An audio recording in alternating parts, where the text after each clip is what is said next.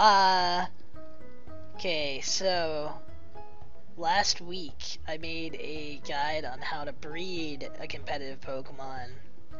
That's only it's the hardest part, but it's not all that you have to do to get it ready. What? Shut up. The next thing we need to do is we need to actually train it. So in breeding we dealt with like how to get the maximum stats. Those are the maximum stats that a Pokemon can be born with, but basically there's another way to customize your Pokemon to have basically a set of stats distributed however you want. So let's go into our box. We see that here's the Pokemon that we bred the other day. It's our Carvana. And then we have some other Pokemon here that are going to be useful later. The two keys are you want a Pokemon that knows Sweet Scent, move Sweet Scent, and it's probably better if it knows moves that can hit all of its opponents. So for that, I actually recommend Victory Bell. It's a good Pokemon to use for this because I have the moves Acid, Leaf Storm, and Razor Leaf on it. Those all hit every opponent on the field. So anyway, Sweet Scent, an area hitting move. That's one thing you'll need. And then the other thing you'll need is a Pokemon with the I don't know what to call it, but you see over here it says Pokerus. It's like a special status a Pokemon has.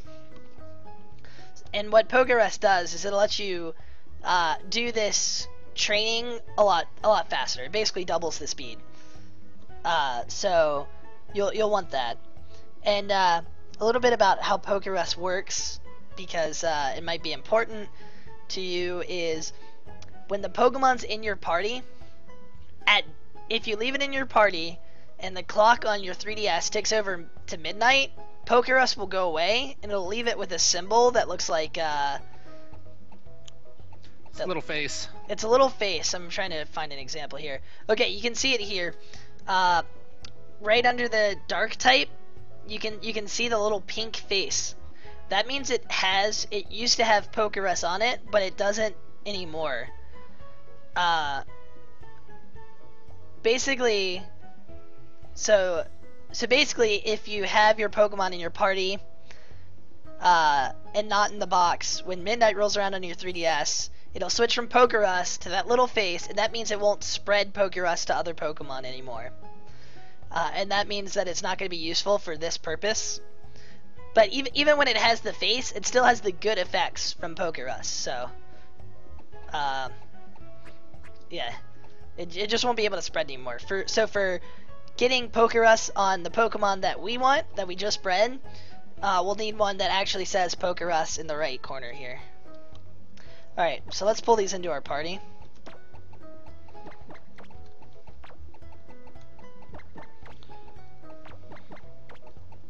Alright.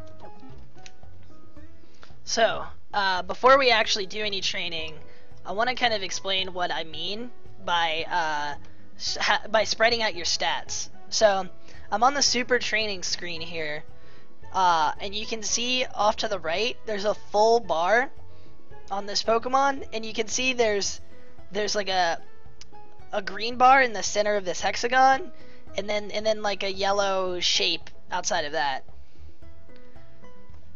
Am I making a YouTube video? I will upload this to YouTube afterwards. But yeah, I'm making it for the rest of the Bolt 10 participants. Okay, so let's this is a Pokemon that's already been trained. Let's look at what our level 1 bred Pokemon is. Alright, so here's what you can see. You can see the bar on the right is completely empty. It has the same sort of green bar, just with different stats than the Talonflame, and you can see that there's like no yellow area in the hexagon. So what this means is we haven't distributed any stats to our Carvana. So what you can do is there are a few different ways. You can train specific stats to max them out. Let's look at a Pokemon now. This Electivire, I maxed out in 2 stats. You can see that the yellow bar on the right side is all the way full, just like Talonflame, but you can see the little graph here. It goes all the way up in attack and all the way up in speed. And those are the 2 stats that I maxed out. So it's worth noting that here, let me that there's a few different ways to fill this bar. One way is super training. So if you click the little super training icon, you can see, there's super training for each stats. So this is one way to do it. You can see, like, if I were to train it in stats, it would get +4 attack for this super training, and if I switch to HP, it would get like +4 HP. Anyway, and that would make the little yellow bar on this side fill up a little bit, and it would make its attack go up a little bit. So I didn't really want to go into any specific numbers because that's really annoying, and you really don't have to worry about them too much. But in this case, it's actually very helpful to know the maximum that any one stat can be in terms of these points. Like you saw in super training, level 1 attack gave +4. So the maximum for any one stat to get it increased is 252. So you can see it would take a lot of super trainings, level 1 super trainings to get 252. And there's ways we can speed that up that I'll go into later. But and then there's a maximum total amount of stats you can have on your Pokemon altogether. So let me just do one of these super trainings, and we can see the bar go up a little bit. Let me just show you what it looks like.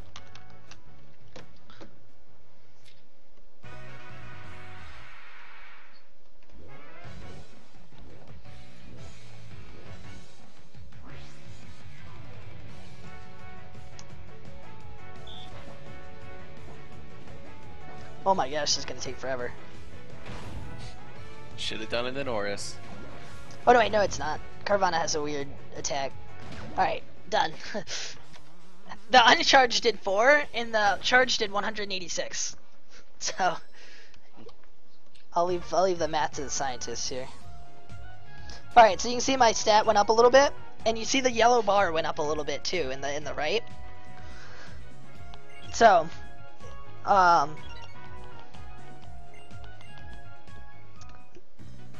so what that means is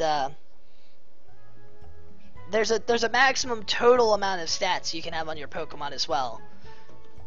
If we go back to Electivire here, you can see that it maxed its attack and its speed. So you have enough points to max 2 of your stats. But you don't have any more points than that. The maximum total number of points, effective points, is 508, which is kind of arbitrary. But the way you can remember it is you have enough to max 2 stats, and then you have 4 points left over, and that's it. That's all you can do. So 252 in one stat, 252 in another stat, and 4 in a third stat. And you can divide that any way you want among all 6 stats. A lot of Pokemon work best if you max 2 stats. A lot of Pokemon work best if you get like half defense, half special defense, max HP, which you can do that. So you can divide the stats any way you want, as long as you remember that, like, if you think about it, like, percentage wise, you can only have 2 stats at 100%, or you can have 2 stats at 50% and 1 stat at 100%. So anyway, that's about the maxes. So Sharpedo's pretty simple, or Carvana's pretty simple. Just like this Electivire, I want to max attack and speed. Like, its defenses are weak, its HP is low, its special attack isn't very good. I only care about its attack and speed, so that's what I'm gonna max. So I'm gonna show you how to max that like quickly, faster than doing super trainings and taking a while to do it. But some of the mechanisms will apply to super trainings as well. Okay, so the first thing you need to know, or actually, does Pokerus apply to super trainings? I don't think so now. Believe so. Okay, Super then trainings are flat. Then nothing applies to super trainings. They're just flat. Okay, so we mentioned Poker Rust earlier. Let me explain what that does specifically now. Poker Rust doubles the amount of points you earn in a given stat. From every... Let me back up. Okay, so super trainings. One way to get points. Another way to get points is by battling Pokemon. Every Pokemon that you battle has an amount of points that it gives you when it faints. If your Pokemon gets experience from... If your Pokemon gets experience in any way, through experience share, or by feigning it itself, or at being in and then switching out, as long as it gets experience, it's going to get the points that the fainted Pokemon is associated with. If you look on Bulbapedia, it will show how many... It calls them EVs. It will show how many EVs a Pokemon will give. And each Pokemon you faint is giving you these points. So, like, when you play through the game, just, like, passively, your Pokemon are getting stronger, even outside of just leveling up, from these points they're getting.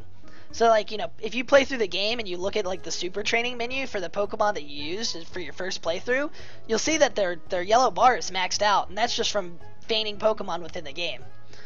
So what we're going to do is we're going to feint a single... Their pentagons will almost be circles. Yeah, they're pentagon. Yeah, because they'll be like distributed. You know, you didn't pay attention to what Pokemon you KO'd, so they'll just be distributed all throughout the 6 stats. So what we're gonna do is we're gonna feint a specific Pokemon that gives us the stats that we want, and we're gonna feint that until our bar is maxed. And it actually doesn't take very long. So back to Poker Rust. What Poker Rust does is it doubles the amount of points that you get from a Pokemon that you feint. So if a Pokemon would have given you 2 attack, with Poker Rust it'll give you 4. Or if it would have given you 6 defense, with Poker Rust it'll give, or 3 defense, with Poker Rust it'll give you 6.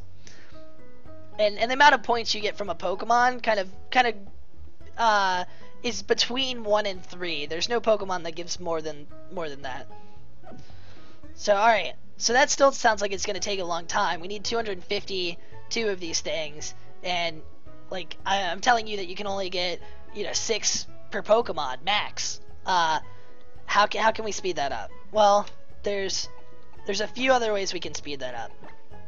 One is a held item. Just like we held items for breeding, there's held items for training. So the best ones are called the power items. So you can see here I have a bunch of power items, and the description kind of tells you what they do, but it doesn't tell you explicitly. So the description here says it reduces speed but allows the holder's speed stat to grow more after battling. What that means is each of these power items, they say that it allows the holder's stat to grow after battling, and each one is for a different stat. What that means is it adds 4 to the amount of that point that you'll get from feigning a Pokemon. So if I had this power anklet on my Carvana, which will give me 4 speed after feigning a Pokemon, if the Pokemon would have given me 2 attack, it will now give me 2 attack and 4 speed. You know, even though those stats don't match, whenever it has a power item, it will always get 4 of the stat that the power item is for. Can you explain how the description of the power item isn't really good? Oh, it says yeah. it lowers speed, but So- that's not what it means. So the part that says it reduces speed, that's just a detriment to like using these while you're actually in combat.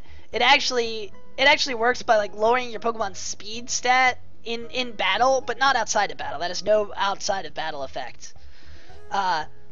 So basically what it means is after you finish training your Pokemon, you want to take the power item off. That's really all it means. You don't have to worry about that. Okay, so we've kind of gotten another booster, right? So now I've said like, oh, if a Pokemon will give you 2 attack EVs and it's holding one of these power items, you know, now I'm gonna get 2 attack and 4 speed from this particular power item. Well, okay, so now we're up to 6 EVs, like total. Well, the good news is Poker Rust doubles even the power items points. So if I have this anklet equipped and I have Poker Rust, I'll get 8 speed after feigning a Pokemon. You know, so now we're up to oh, like if a Pokemon's gonna give me 2 attack, I'll get 4 attack, and I'll also get 8 speed. So now you can see where, like, now we're up to kind of like 12 total EVs from fainting 1 Pokemon. So now we're really getting like fast. At that rate, you know, it's only gonna take 20-some Pokemon till we're maxed out. Like that's pretty good. That's pretty good. But we can still do better. So, but first, let's give it a power item. I mentioned that my Carvana wants to get attack and speed. I'm gonna give it this power anklet to make sure every Pokemon it faints is gonna give it a bunch of speed. All right. So the last step in the equation here is Sweet Scent. So I told you you're gonna need a Pokemon with Sweet Scent earlier. I will show you why now. Alright, so how Sweet Scent works in the Gen 6 games is it will always trigger a Horde battle. And obviously Horde battles mean you're fighting 5 Pokemon at once. Okay, so you can see I got into a battle with 5 Arbok. Dear God. And they're spamming Intimidate at me, which is really annoying. Okay. So, if we look up Arbok's EVs that it gives, I believe it gives 2 attack. Let me double check before I screw up. Yeah. So each of these Arboks is gonna give me 2 attack, right? Each one. So if I faint all 5 of these Pokemon at once, I'm gonna get EVs for each one of these. So I can do 5 Pokemon at once, and that makes EV trading super fast. I'm actually gonna wait to battle these guys because there's one last piece of prep work we need to do. But I just wanted to show you how Horde battles work. So basically we're going to take advantage of power items, we're going to take advantage of Pokerus, and we're going to take advantage of Horde battles to make it so that we only have to fight like 10 or so random encounters to max this guy out. Like totally. So that's super easy. Alright. So the last thing, before we can just start battling, our Carvana does not have Pokerus. You can see this guy has Pokerus, we don't. So, the way to spread Pokerus is just to get into battles. After a battle ends, your Pokemon with Pokerus has a chance of spreading it to other Pokemon in the party. So what I'm gonna do is I'm just gonna run away from like 4 or 5 battles, and then check to see if it got Pokerus. It usually only takes a handful of battles to get it to spread.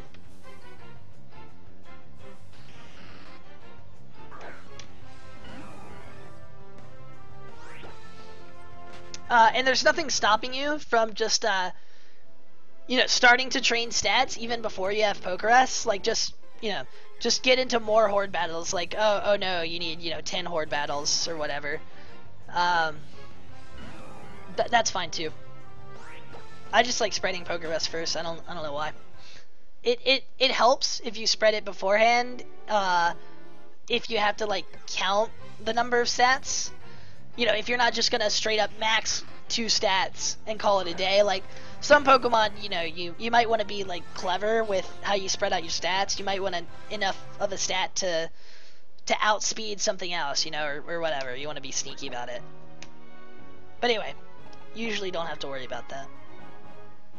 All right, so you can see we spread Pokerus to our Carvana. That's perfect. So now we just need to get it in stats. So at this point, we're already pretty much done. We're gonna Sweet Scent, get into a battle. Alright, these are Weeping Bell. Each Weeping Bell gives 2 attack. Gonna kill them all.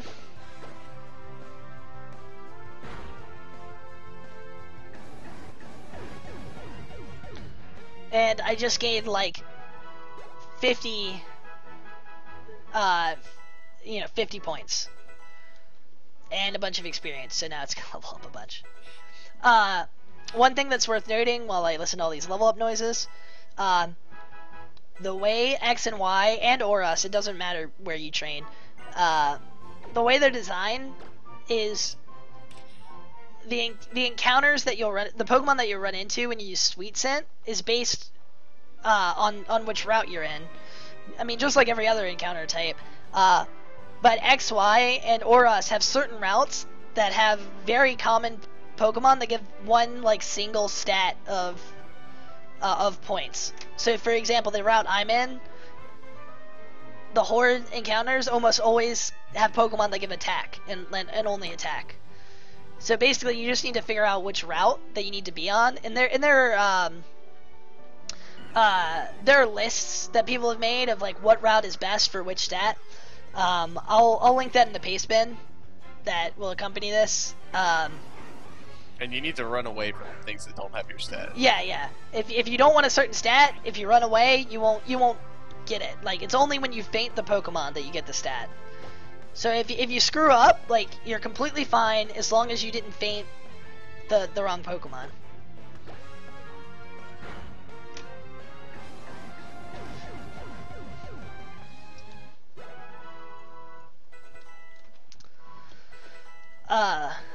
So yeah, now we're just basically fighting these guys. The one other thing that I should probably mention, so I have a power item equipped, and you can see, like, look, its stats are already, you know, up a significant portion just from 2 fights. So we're gonna keep going. So I equipped I showed you the power items and told you how they work. I didn't tell you how to get them. So you get the power items from the Battle Maison.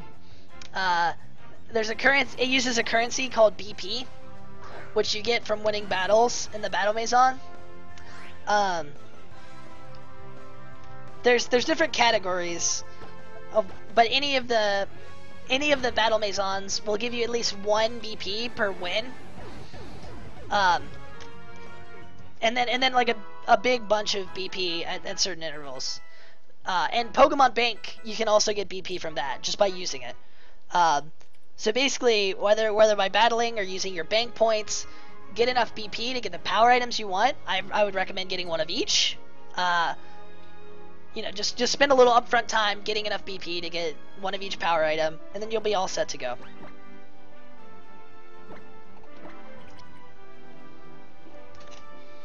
It really doesn't take that long to get the BP, especially if you've been using bank at all. Like, on and off, you'll be able to cash in like your bank points for battle points.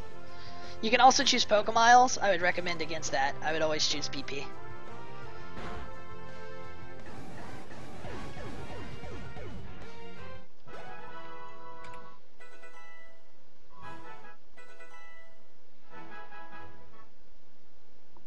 Wow. Alright, you can see we're almost halfway there.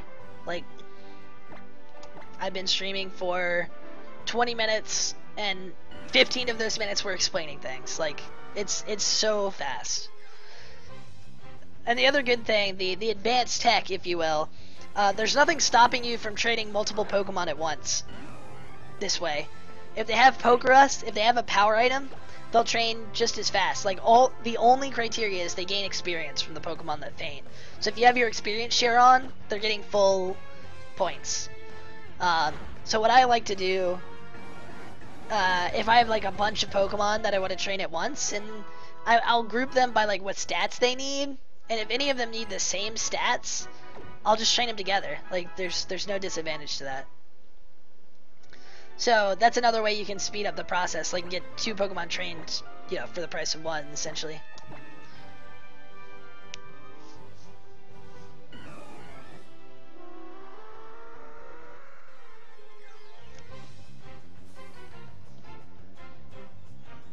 And you'll notice here, like, I'm almost always getting hordes of Weeping Bell. That's because Weeping Bell is like by far the most common horde on this route, which is why I'm here for attack. Like, it's a no-brainer.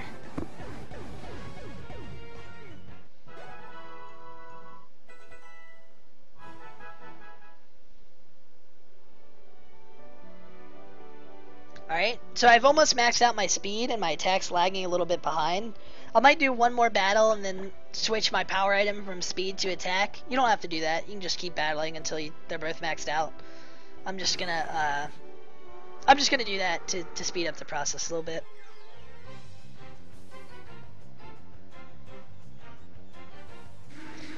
Okay, so you can see here I got a horde of Gligar. Those do not give attack, so I'm gonna run away from them. That's all you have to do if you get the wrong horde. Friggin' Gliggers. Don't say Gliggers, don't say Gliggers, don't say Gliggers. It's pronounced Gligar! Alright. So, alright, we've already covered everything. Like, that's it. We're just finishing it up. And now I can't get anything but Gligars.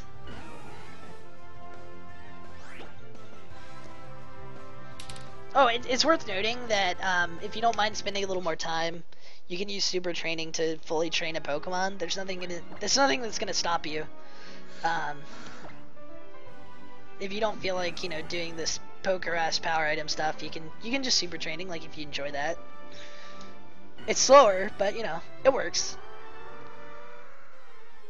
It's what we did before we knew about the cool horde setup. I remember doing it for Bolt 1. Same. What are you gonna do? We didn't have EP either. Yeah.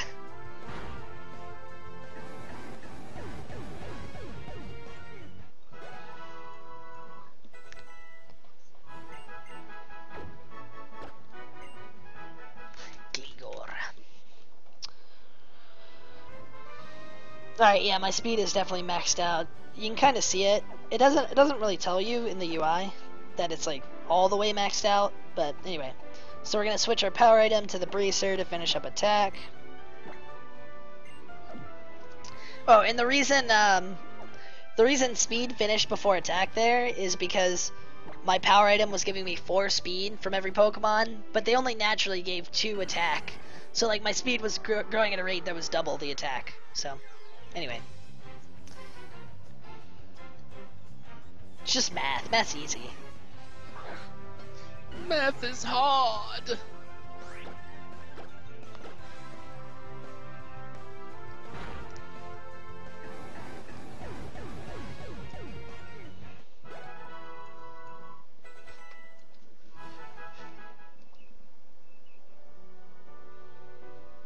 All right, probably like one more battle and then we're done, or almost done.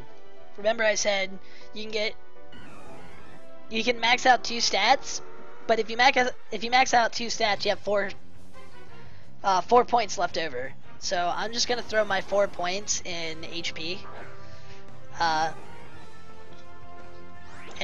I mean just to get a little bit of a boost. It's gonna give me like it adds up to being 1 stat point at level 100. So it's not very much, but I mean you might as well put in something you care about.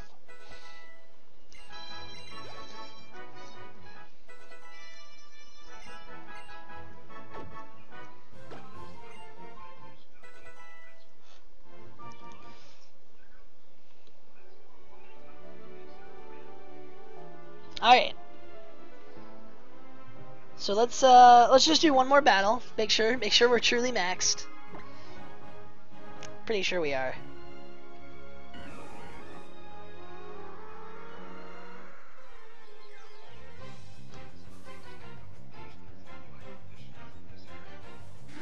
Freaking Gligar.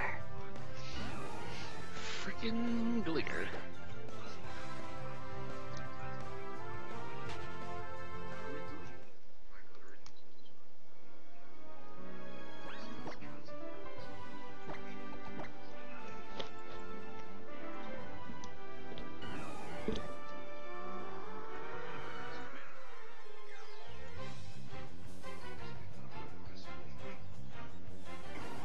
Alright, good. Thank you for the weeping bells.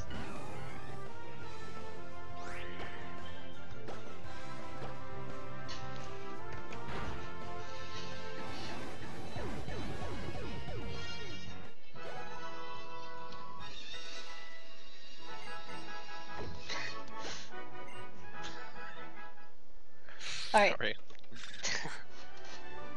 Alright, so now that we're pretty sure it's got max stats, we need to get the last 4. There's a, you know, you can use super training bag to do it. I'm just gonna do a super training real quick.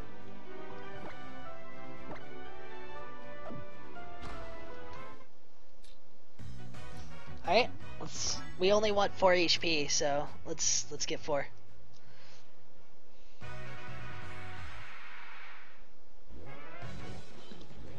Do modern televisions have some kind of volume equalizer you can turn on? That'd be nice, wouldn't it?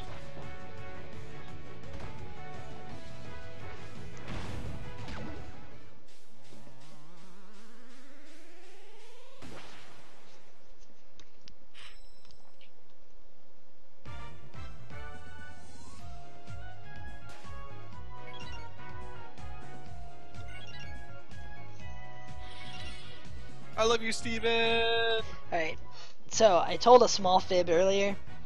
I said that you only have 4 points left over. That's not entirely true. You actually, if you max out 2 stats, you actually have 6 points left over. The extra 2 points do not accomplish anything though. Like the minimum amount of valuable points is 4, so yeah, 4 more effective points, but yeah. So we'll see here, we get an extra 2.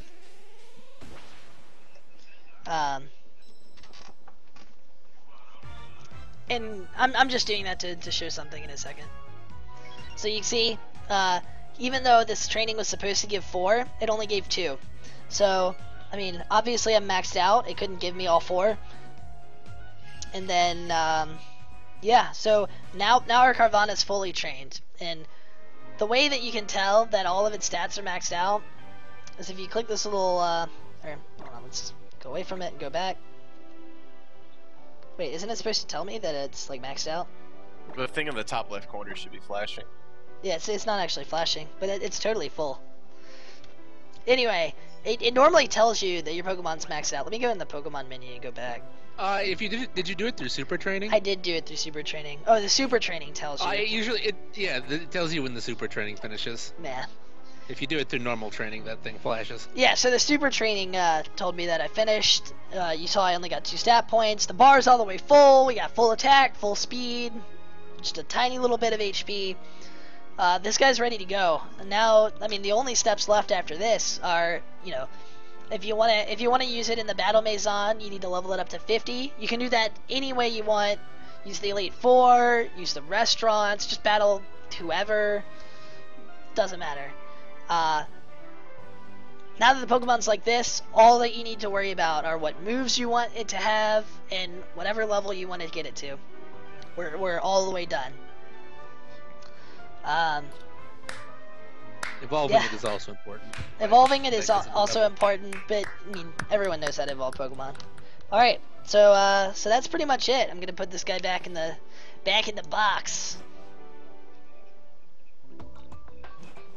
and then we'll be done. Oh, make sure you take your power item back from it, or else you'll lose them all in your boxes, and it'll be awful.